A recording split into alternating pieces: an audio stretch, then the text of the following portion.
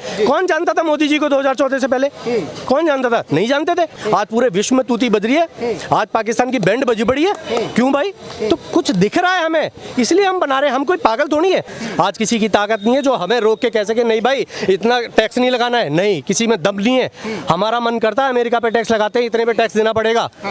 और हमारा मन करा रूस से रशिया से तेल लिया, पूरे यूरोप ने मना कर दिया। तीन बार मुख्यमंत्री रहे गुजरात के, उस गुजरात के जो सबसे नीचे था, और आज वो 18% की जीडीपी का हिस्सेदार है पूरे देश की। उसमें 58 साल रहे, आपने विकास करा होता तो आज मोदी को पैदा होने की जरूरत होती नहीं। जब मोदी की जरूरत आपने नहीं किया क्योंकि इसलिए मोदी की जरूरत पड़ी। 2014 के बाद पता नहीं ऐसा क्या हुआ, देश ही बदलने लगा, तुरंत बदलने लगा। मतलब हर आदमी एक्टिव हो गया, हर आदमी को पता चलने लगा यार आज ये हो रहा है, आज वो हो रहा है। आज 370 हट गई सुबह सुबह। आज यार क्या कहते हैं पाकिस्तान के अंदर घुस गई सेना। मतलब रोज डेली न्यूज़ मिल रही है। कोविड आ गया यार, 3 वैक्सीन बना दी हमने, 50 देशों को फ्री में वैक्सीन बांट दी हमने। इतना अमीर देश कैसे बन गया? जिस देश पे कर्जा था, लोग कहते थे हर आदमी पे इतने लाख रुपए कर्जा है, आज वो देश वैक्सीन बांट रहा है फ्री में। आज वो देश श्रीलंका की मदद कर रहा है, आज वो देश अफगानिस्तान की मदद कर रहा है। आज वो देश अफगानिस्तान में इतने बड़े पैमाने पे वो वार हुआ, उससे वो लाया। यूक्रेन के अंदर वार हुई, यूक्रेन और रशिया जैसी कंट्री को बीच में रुकवा के लोग, पाकिस्तान के लोग भी हिंदुस्तान का झंडा लेके बाहर आ रहे हैं, बोल रहे हैं हम इंडिया से, और वो सैनिक को रोक के उनको बाहर निकाल रहे हैं। इतना बदलाव आ गया। तो क्यों आया चौहान साहब? हाँ जी, बदलाव आया क्या? क्योंकि नीयत साफ थी। नीयत साफ थी, देश के लिए कुछ करने का जज्बा था, इसलिए बदलाव आया। बदलाव ऐसे नहीं आते, ऐसे ही कोई मोदी नहीं बन जाता है। 52 साल की उम्र में पहला इलेक्शन लड़ा था और 17 साल की उम्र में घर छोड़ा था। 17 साल और 52 साल के बीच में जो मेहनत करी है उसका नतीजा है, देश के लिए पल पल खपाया उन्होंने। और आज ये हमारा दुर्भाग्य है जो लोग नहीं पहचानने। लोग कहते रहे अरे ये तो चमचे हैं, ये तो वो हैं, कहते रहो, तो उससे क्या फर्क पड़ता है? महात्मा बुद्ध को भी गाली दी गई थी भाई साहब।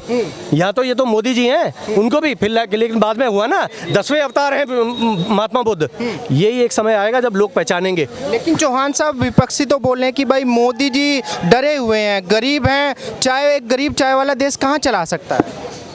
10 साल चला के तो दिखा दिया, 10 साल चला के दिखा दिया, और मेजोरिटी से सरकार बनाई, दूसरी बार भी बनाई। तो ये दिखाता है ना कि हम लोग चाह रहे हैं कि मोदी जी दोबारा आए।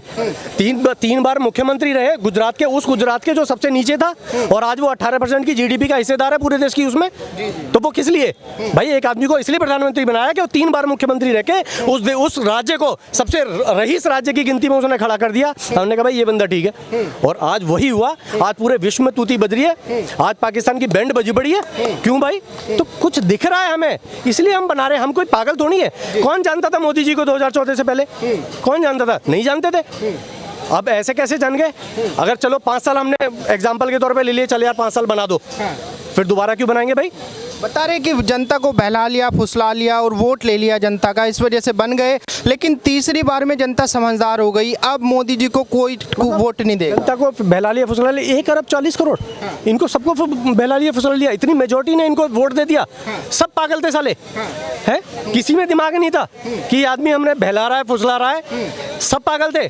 आज बनारस जाके देखो, आज जितने मंदिर जाके देखो, देश जब गुलाम हुआ था, इन लोगों ने, मुगलों ने गुलाम किया था, कैसे किया था? सारे मंदिरों को तोड़ा था इन्होंने, हमारी सभ्यता संस्कृति का विनाश किया था। तब इन्हें पता था इनकी सभ्यता संस्कृति, इनकी पढ़ाई लिखाई, एजुकेशन सिस्टम को खराब कर दो और देश गुलाम हो जाएगा। और वही हुआ।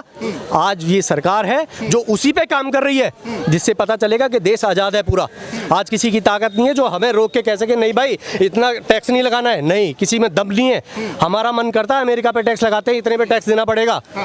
और हमारा मन करा रूस से रशिया से तेल लिया, पूरे यूरोप ने मना कर दिया कि नहीं तेल लेना है, क्योंकि यूरोप ने यूक्रेन पे वो किया है। लेकिन नहीं, हमने लिया है, हम लेंगे, क्योंकि रशिया ने हमारे साथ दिया था। लेकिन चौहान साहब, जैसे आपने बोला कि पूरे विश्व में जो है डंका बज रहा है, पूरे विश्व में इंडिया की तूती बोली है, ये तो कांग्रेस के पास में भी मौका था। पिछले लगभग 58 साल उन्होंने देश की सत्ता चलाई, क्यों नहीं कर पाए? मोदी जी में ऐसे क्या खास है, क्या काबिलियत है जो कांग्रेस के नेताओं में नहीं? नियत नियत और देश के लिए कुछ करने के जो वो जज्बा होता है वो नहीं था वहाँ पे।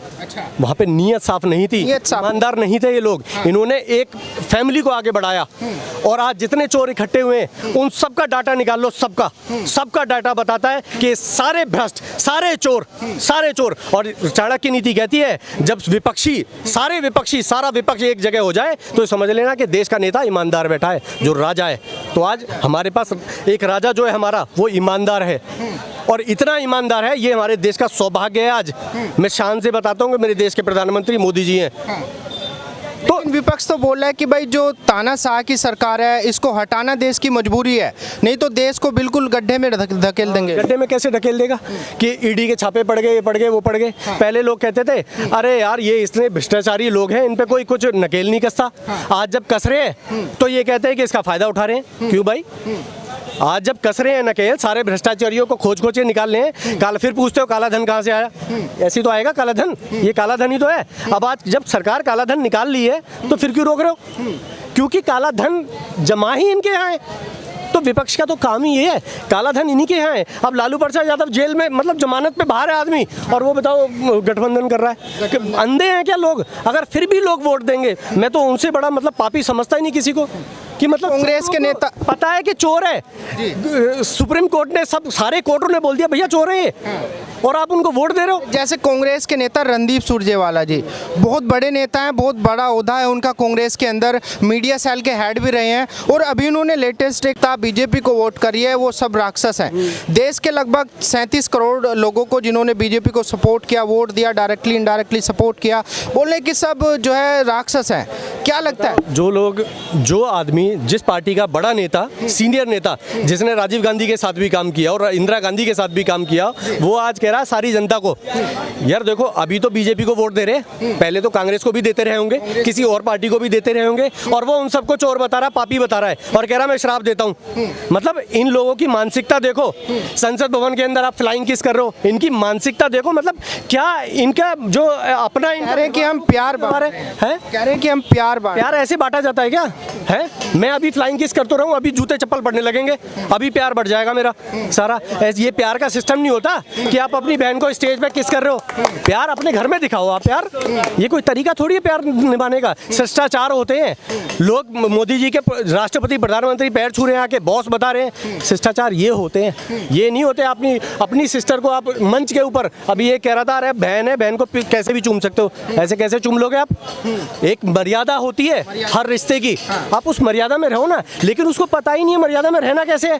बस क्योंकि मैंने 3000 किलोमीटर यात्रा कर ली, मुझे प्रधानमंत्री बनाओ। मैंने इतनी भरी ठंड में टी-शर्ट में यात्रा कर ली, मुझे प्रधानमंत्री बनाओ। कह रहे हैं कि भाई हमारे जो राहुल गांधी जी नेता जी, वो खुले विचारों के हैं। हाँ, खुले विचारों के। मैंने पता है कपिल शर्मा को बोला था कि तेरा बुरा टाइम आएगा। दारू पी के वो सबको वो समझने लगा था कि मेरे से बड़ा कॉमेडियन आएगा ही नहीं। मैंने बोला चैलेंज करता हूँ, तेरे से बड़ा कॉमेडियन आएगा। भाई साहब राहुल गांधी को सैल्यूट करता हूँ, उसने उसकी मिट्टी खराब कर दी। हाँ भाई, हर बंदे का वक्त आता है।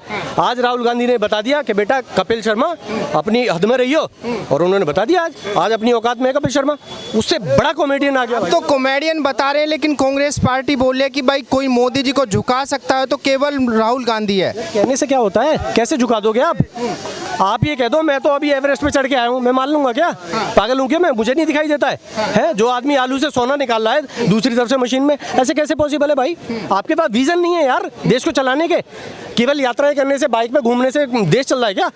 है देश चलता है विजन से। आपके बताने मतलब आप क्या देश को दोगे, आप कैसे विकास लाओगे, कैसे आप करोगे सपोर्ट, कैसे किसानों की आय बढ़ाओगे, कैसे गरीबों की आय बढ़ाओगे। आज 6 करोड़ से ज्यादा लोग गरीबी की रेखा से ऊपर निकल गए 10 सालों में। कितना मतलब देश जीडीपी आज हमारी तीसरे नंबर की वो है। अब ये विकास होता है तो विकास तो करके दिखाने से होता है। चौहान साहब 58 साल रहे, आपने विकास करा होता तो आज मोदी को पैदा होने की जरूरत होती ही नहीं। जब मोदी की जरूरत आपने नहीं किया क्योंकि इसलिए मोदी की जरूरत पड़ी, इसीलिए मोदी। हाँ बिल्कुल। अच्छा चौहान साहब, जैसे आपने बोला कि भाई मोदी जी को लोग बॉस बोल रहे हैं, उनके पैर छू रहे हैं, तो विपक्षी हमेशा इस बात को मुद्दा बना के उठा रहे हैं। इस बात को संसद में उठाया गया, इस बात को कांग्रेस के नेताओं ने ट्वीट किया, लगातार बयानबाजी हुई कि भाई मोदी जी क्या साबित करना चाहते हैं ये सब दिखा के, क्योंकि क्योंकि वो तस्वीरें तो पूरी दुनिया ने देखी जब मोदी जी के पैर छुए, तो बता रहे हैं कि मोदी जी वो काबिलियत रखते नहीं जो दिखा रहे हैं लोगों को। अब मतलब अब ये भी उनकी गलती है, कोई आके मेरे पैर छू ले, ये मेरी गलती है। अब रजनीकांत ने जाके योगी जी के पैर छू लिए, अब ये किसकी गलती है? अरे भैया वो सामने वाले को पता है उसकी औकात क्या है, उन्हें पता है योगी आदमी है और सही से देश चला रहा है। उन्हें उसे पता था कि अफ्रीकन राष्ट्रपति को पता था भैया किस, क्योंकि हमने फ्री में वैक्सीन बांटी है, उनकी सेवा करी है लोगों की, गरीबों को दिखाया है, तो इसलिए पैर छुए, इसलिए नहीं कि कैसे भी कोई भी आके आएगा और हम पैरों में पड़ जाएंगे। कोई भी देश ऐसे पैरों में नहीं पड़ता है। आज श्रीलंका में जाके कोई इंडियन चला जाए क्योंकि हमने दिया है उनको काबिलियत है, हमने दिखाया है दुनिया को। आज पाकिस्तान आए ना, आके दिखाए। अभी परसों सेना घुस गई थी, अभी हमारे 7 आर्मी के जवान घुस के मार के आए हैं टेररिस्ट को। राहुल जी तो बता रहे हैं कि भाई मोदी जी जो है देश को सुरक्षित नहीं रख पा रहे हैं, चाइना अंदर घुस के बैठा हुआ है लेह लद्दाख के अंदर। राहुल गांधी एक्चुअली अपनी सुरक्षा की उसमें है, कैसे भी करके मेरी बात बन जाए, ठीक है ना, लेकिन बात बन नहीं रही है, दिक्कत ये आ रही है। क्योंकि बात बनती, लेकिन उन्होंने सारे अपने आसपास भी चोर इकट्ठे कर लिए, खुद तो चोर हैं ही, आसपास भी सारे। अभी तो ये अखिलेश यादव, लालू प्रसाद यादव, जो लोग जेल से छूटे हुए हैं, उनको कोई वोट दे देगा? ममता बनर्जी जो मतलब हिंदुओं किस तरीके से क्या हालत है हिंदुओं की। लेकिन चौहान साहब वो तो कह रहे हैं कि भाई हमें जो है साजिश करके अंदर कराया बीजेपी ने। किसको? जैसे लालू जी हैं, अखिलेश यादव जी हैं, बता रहे हैं कि साजिश कर रही है बीजेपी हमारे। यार मतलब सारे कोर्ट बिके हुए हैं, सारे पुलिस बिकी हुई है, सब बिका हुआ है। तुम्हारी सरकार थी, तुम्हारा बिहार है, सब कुछ तुम्हारा था, तुम्हारा जंगल राज था, तो कैसे वो कर लेंगे? ममता बनर्जी ने जहाज नहीं उतरने दिया मोदी जी का यार, तो इतनी ताकत रखते हैं ये लोग, और फिर ये कहते हैं यार मोदी ने सब कुछ कर दिया। ऐसे कैसे कर दिया? तुम भी तो अपना एक दम रखते हो, है? तुमने पूरा बिहार की बैंड बजा के रख दी है। तुम इतने साल से बाढ़ में बेचारे हर बार उनको गांव छोड़ने पड़ते हैं, हर बार उनको पूरे भारत के अंदर देख लो, हर जगह बिहारी काम कर रहा है ना। क्यों बिहार इतना कमजोर रह गया? क्यों पीछे रह गया? क्यों नहीं तुमने उसका विकास किया? क्यों जरूरत पड़ी?